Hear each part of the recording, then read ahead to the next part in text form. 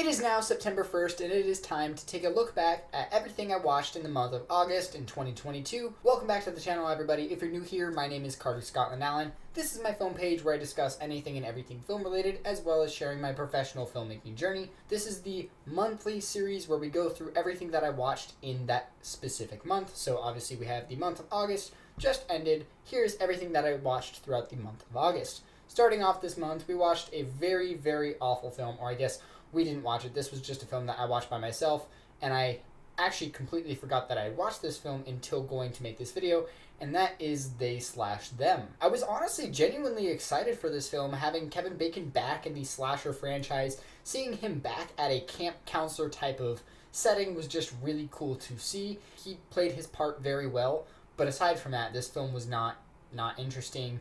You basically could solve who the killer was right from the get-go, right when you see them on screen. You can tell, oh, that's who's the killer, and you know exactly how it's going to play out. It's not a film I would ever recommend watching. Next up, we have one of my favorite films of the year so far, and that is Prey, the next installment in the Predator franchise. This is one of my favorite Predator films of all time. If you guys want to go check out, I do have a review for this film, as well as reviews for the entire Predator franchise. But yeah, this film was awesome, and I absolutely loved it. I really, really hope we get a sequel, because it does leave off in a way where you could get a sequel, and I thought this was an awesome film.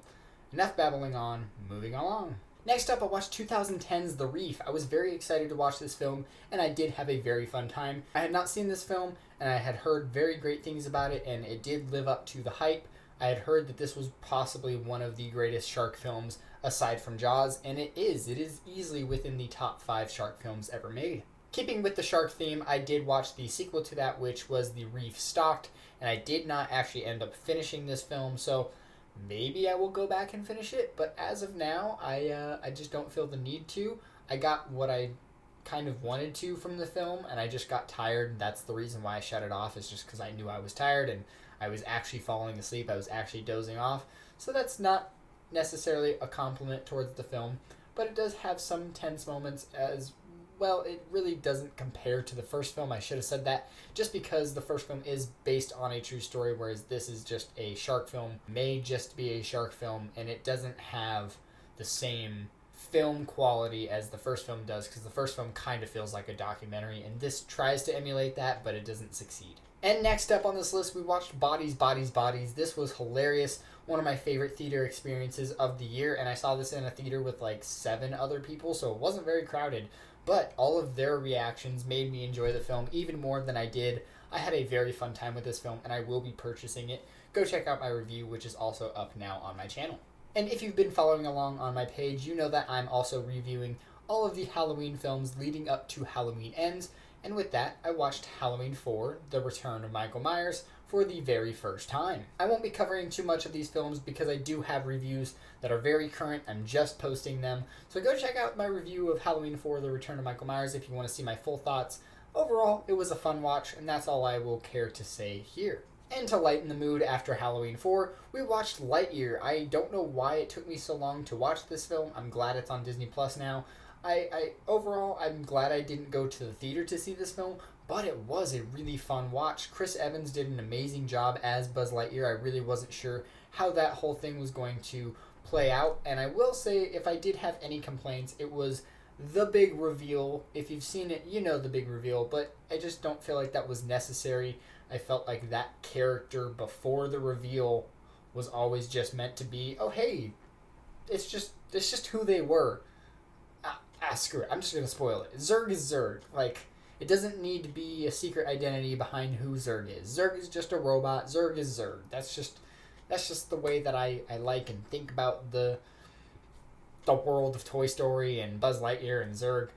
Yeah, other than that, it was a fun ride, and I don't necessarily need to see it again, but I would watch it again if somebody asked. Next up, I watched The Black Phone, which is one of the most anticipated films for me of the year, but for some reason I just never went to see it in the theaters, and after hearing some mixed reviews, I just didn't feel too compelled to go see it. But now it was finally streaming, or yeah, I believe it's streaming on Peacock, and I did have a very fun time with it. I will say that first hour of the film is honestly fantastic. It's some of the best filmmaking and some of the best horror, actually just some of the best storytelling in cinema this year, and it was really well done. It's just that the last 30-40 minutes didn't wrap up as nicely as I would have liked. Next up, I watched Orphan First Kill, which was a very fun film. I do have a review for that film up now on my channel, so if you want to go see my full thoughts on that, again, be sure to go check that out. Overall, it's a fun film, that's all I care to say here. And I should have put this in with the TV category, but it was on Letterboxd, so I do just have it right here. And that is Miss Marvel. It took me forever to get around to watching Miss Marvel. I don't know why. I just didn't have very much excitement towards the show, so I didn't watch it week by week. We just binged it in a day or 2 days. We watched 2 episodes, and then we binged the last 4 the next day. And I had a really fun time with this show. It's nothing spectacular, it's nothing crazy or groundbreaking, but it's just a fun ride. It was an easy show to just put on after work. You come home, you don't want to spend hours looking for something to watch. You just come home, go to Disney+, put on Miss Marvel, and you zone out. Sometimes zoning out can be a good thing, sometimes zoning out can be a bad thing. But I think in Miss Marvel's case, it was a very much needed thing in my life. Alright, we're going to get through these next 5 real quick because they are all Halloween films.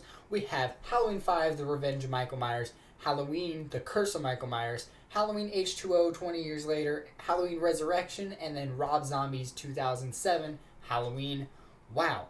All of these films are crazy. There's so much to say about all of these films. I'm just going to make it real quick and snappy. Halloween 5, The Revenge of Michael Myers. What the heck? Halloween, The Curse of Michael Myers. Paul Rudd, why? Halloween H2O 20 years later. Cool. Good. I like it. Good step in the right direction. Halloween Resurrection should have never been made. Period. Just saying that now. The whole concept, the whole entire idea of this film, just no. Does not belong in the Halloween franchise. And then Rob Zombie's Halloween 2007. I do have a full review coming for all of these films. But I will say, I didn't expect to enjoy Rob Zombie's Halloween as much as I did. I actually enjoyed some aspects of the film quite a bit. Is it my type of Halloween film? No. And moving right along, I watched one of my most anticipated films of the year, and that was Watcher, written and directed by Chloe Okuno. Chloe Okuno is a fantastic filmmaker, and this is her first feature film debut. She has some shorts that I've actually ranked all 3 of her shorts leading up to the release of this film, and I finally got around to watching it. And I don't think this film has enough in it for me personally to make a review, but what I will say about this film is I loved it because of the fact that this is Chloe Okuno and everybody else on her crew, everybody else on this set, basically just here to say, we can make a competent film, we can tell a good story.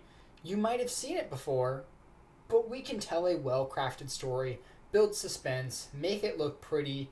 The acting's phenomenal. Again, it's nothing groundbreaking, but everybody involved in this film I want to see more of now. And I think that's something you don't get very often, but I will for sure be looking at anything and everything that Chloe Okuno releases from here on out. As well as Micah Monroe. She's fantastic if you've seen It Follows. Of course, she's fantastic in that. She's fantastic in this, though.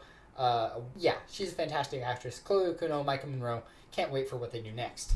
And then taking it back to the Halloween franchise, we watched Halloween 2, the Rob Zombies version. Wowzers. I said Halloween Resurrection shouldn't have been made. I take that back. Let's put that with Rob Zombie's Halloween 2. And then one of my girlfriend's most anticipated films of the year was 3,000 Years of Longing, so we went and saw that in theaters and had a very fun time. She absolutely loved this film. Like, she was like teary-eyed because she loves the mythology behind all these things. She loves these types of stories, and she just loves this visual style, and I had a great time. She is not a fan of Mad Max Fury Road, so I was partially expecting her to absolutely hate this film, but again, George Miller's just got such a wide variety of directing style and the way he chooses to tell stories, whether it's from Babe, Happy Feet, Witches of Eastwick, all the way up to 3,000 Years of Longing. It was a fun watch. Is it my favorite film of all time? No. Is it what a lot of people probably expected it to be? No. And is it George Miller's best? No. But it is an awesome theater experience, and actually that's what I think this film is best as, is a theater experience. And then finishing off the month for movies, we again watched Everything Everywhere All at Once. This is my second time watching this film, and I have to say I liked it even more upon rewatch. This film seriously went from being like top 15, top 20 of this year of my favorite films, all the way to top 5. The Daniels, they know what they're doing, and I'm excited for what they do next. that's it for what I watched movie-wise. As for TV-wise, though, again, we watched Miss Marvel as well as some Modern Family. We are on like season 6 or 7. I really do enjoy that show. It is hilarious. And then The Resort on Peacock has been an extremely fun watch, and I can't wait to finish the finale. But as of now, it is August 31st. But as of now, I'm going to go finish The Pentaveret. So that is what I watched in the month of August in 2022. Thank you guys so much for watching. I'm Carter Scotland Allen. Stay tuned for next month, which will be what I watched in the month of September 2022. I have a ton of stuff planned. Very excited for future videos. Thank you guys so much for watching. I'm Carter Scotland Allen. I will see you guys in my next movie-related video. Peace.